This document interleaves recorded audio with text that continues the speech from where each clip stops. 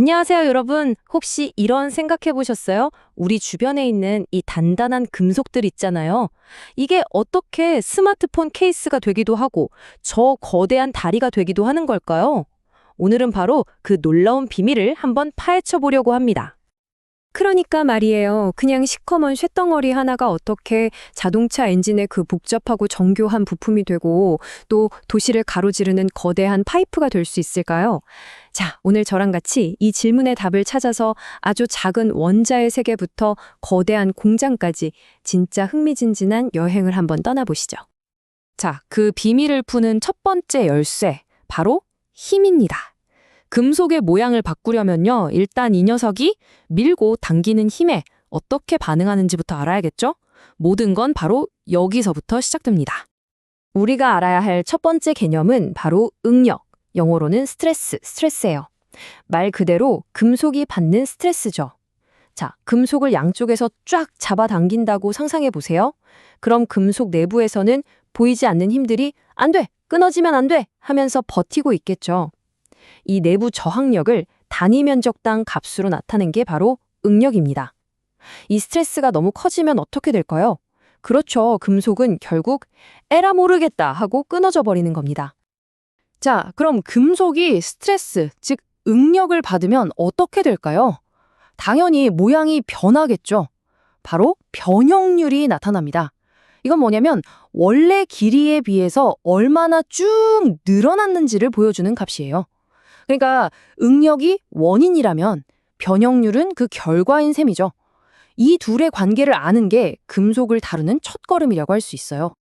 근데 진짜 재밌는 건요, 모든 금속이 똑같이 반응하진 않는다는 거예요. 금속도 성격이 다 다르거든요. 크게 두 가지로 나눌 수 있는데, 하나는 구리선처럼 힘을 주면 뚝 부러지기 전에 엿가락처럼 쭉 늘어나는 연성 재료가 있고요. 다른 하나는 유리처럼 별로 늘어나지도 않고 그냥 탁 하고 깨져버리는 취성 재료가 있어요. 우리가 금속으로 뭘 만들지는 바로 이 성격에 따라 완전히 달라지는 거죠. 아니, 대체 왜 어떤 금속은 엿가락처럼 늘어나고 어떤 녀석은 유리처럼 깨지는 걸까요? 그 답을 찾으려면 이제 현미경으로도 안 보이는 아주 작은 원자 수준으로 들어가 봐야 합니다. 금속의 진짜 비밀 설계도가 바로 거기에 있거든요. 한번 들어가 보시죠. 놀랍게도요, 금속 안을 들여다보면 원자들이 그냥 마구잡이로 흩어져 있는 게 아니에요. 얘네들이 아주 규칙적으로 질서정연하게 줄을 샥 서 있거든요. 이걸 결정격자라고 부릅니다. 대표적으로 철 같은 애들은 채심 입방 격자, BCC라고 해서 정육면체 가운데에 원자가 딱 하나 더 있고요. 알루미늄이나 구리 같은 애들은 면심 입방 격자, FCC라고 해서 각 면의 중심에 원자가 하나씩 더 있어요.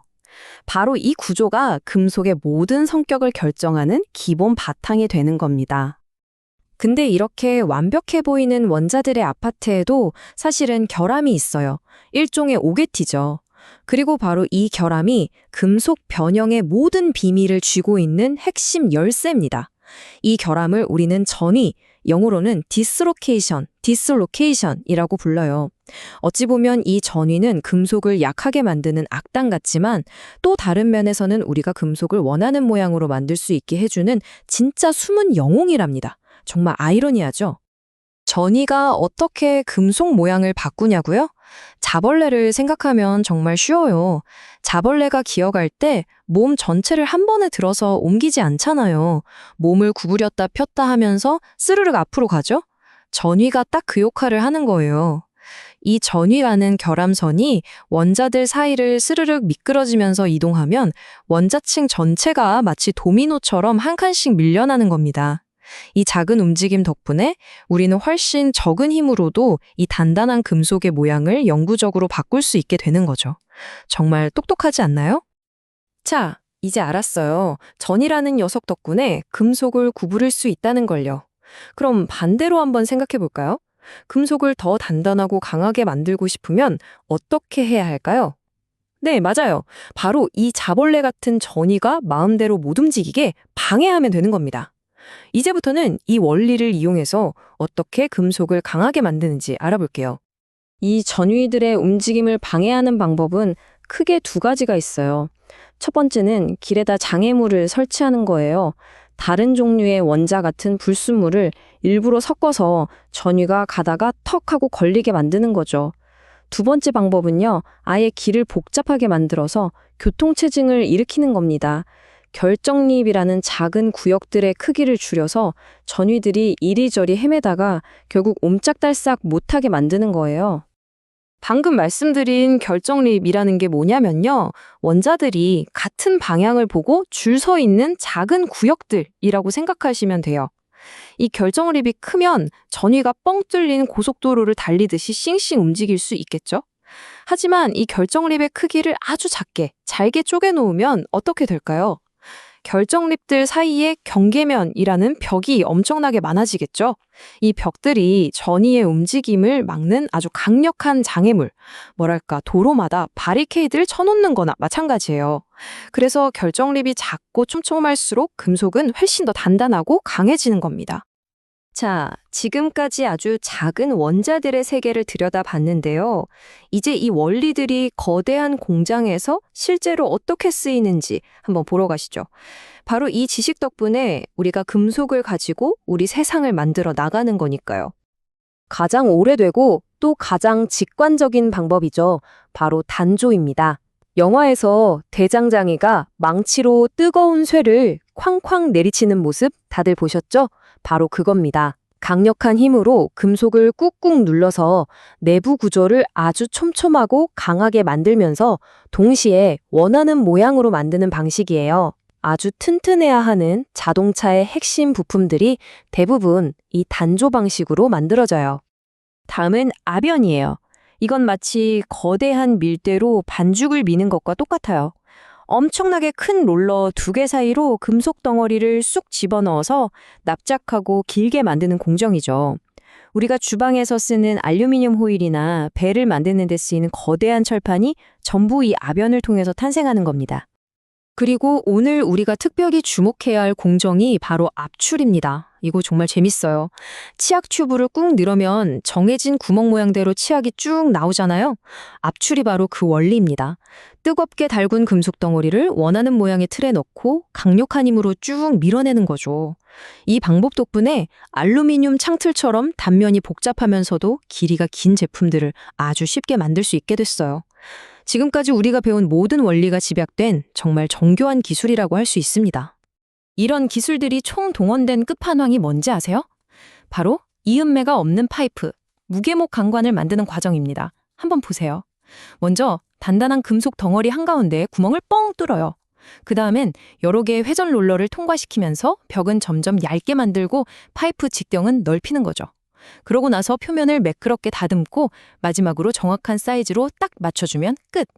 우리가 배운 모든 원리가 다 들어간 정말 공학기술의 정수라고 할 수 있겠죠? 하지만 이렇게 공들여서 강하게 만든 금속도 영원할 순 없겠죠. 모든 재료에는 한계가 있으니까요. 이제부터는 이야기의 방향을 좀 바꿔서 금속이 어떻게 파괴되는지 한번 알아보겠습니다. 왜냐하면 강하게 만드는 것만큼이나 왜 부서지는지를 아는 것도 정말 중요하거든요. 여러분, 이 말을 꼭 기억하셔야 해요. 금속은요, 한 번에 쾅 하는 거대한 충격보다 정말 티도 안 나는 작은 힘이 계속해서 반복될 때 훨씬 더 쉽게 부서집니다. 이게 바로 피로 파괴가 정말 무서운 이유예요. 피로 파괴는 말 그대로 재료가 지쳐서 파괴되는 현상이에요. 처음에는 우리 눈에는 보이지도 않는 아주 미세한 균열에서 시작해요. 그런데 이 균열이 힘을 받을 때마다 마치 좀 먹는 것처럼 조금씩 아주 조금씩 자라나는 거죠. 그러다가 어느 순간 아무런 예고도 없이 와장창 하고 전체가 무너져 내리는 겁니다. 그래서 비행기나 다리처럼 안전이 중요한 구조물을 설계할 때 가장 신경 써서 보는 게 바로 이 피로 파괴예요. 특히 제트 엔진이나 발전소처럼 아주 뜨거운 환경에서는 문제가 더 복잡해져요. 예를 들어 일정한 힘만 받고 있는데도 시간이 지나면서 재료가 엿가락처럼 서서히 늘어나는 크리프 현상도 있고요. 뜨거워졌다 차가워졌다를 반복하면서 스트레스가 쌓이는 열피로도 있고요. 또 뜨거운 금속이 공기랑 만나서 녹쓰는 것처럼 약해지는 산화 현상도 있죠. 이런 것들이 합쳐져서 금속의 수명을 확 깎아먹는 주범이 되는 겁니다. 결국 생각해보면 우리 주변의 모든 금속 제품들은 이렇게 정교한 완자들의 질서와 또 피할 수 없는 파괴의 가능성 사이에서 아슬아슬하게 춤을 추고 있는 것과 같아요. 이 놀라운 재료의 비밀을 이해하는 것, 이것이야말로 더 안전하고 더 혁신적인 미래를 만드는 첫걸음이 아닐까요? 이 원자들의 춤을 이용해서 과연 우리는 다음엔 또 어떤 놀라운 것들을 만들어내게 될까요?